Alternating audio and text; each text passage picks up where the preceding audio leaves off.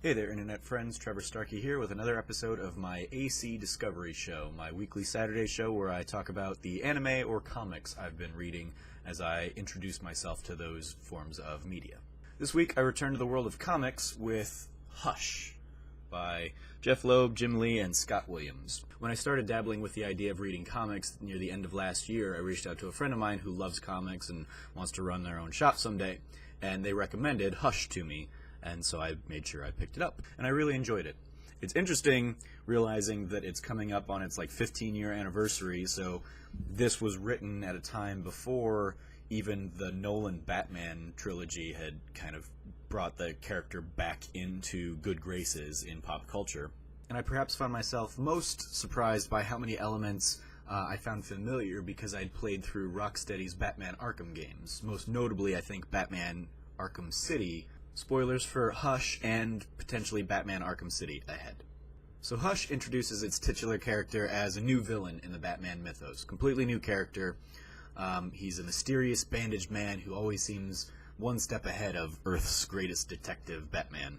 And he's brought a cavalcade of Batman's villains together to kind of enact his scheme to really break down the Bat. His identity is one of the ongoing mysteries of the story, but because I had played the Hush-centric side missions of Batman Arkham City, I already knew who the character was and how he was portrayed.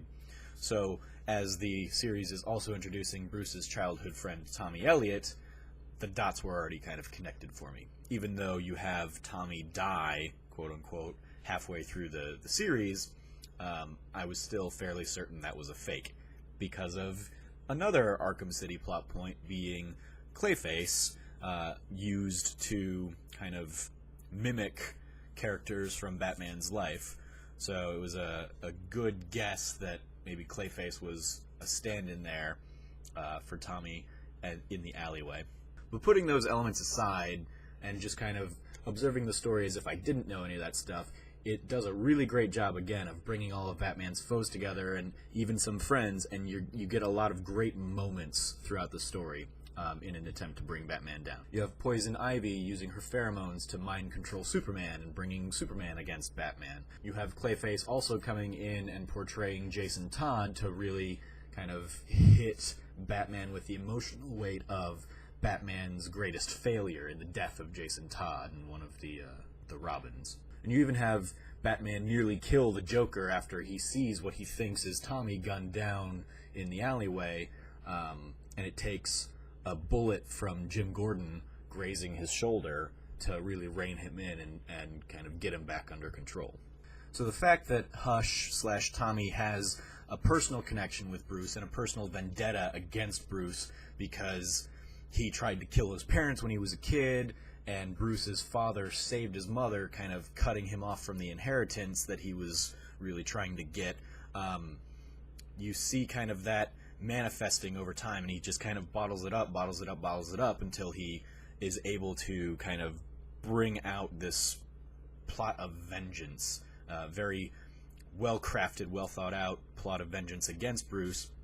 So he proves a great foil to Batman and Bruce because he's got the personal connection, but he's also kind of always one step ahead of Bruce, and it takes kind of all of Batman's skills to really deduce what's going on, figure out everything. And throughout all of this, the wild card is the fact that Batman is also distracted by a blossoming romance with Catwoman, which I really appreciated.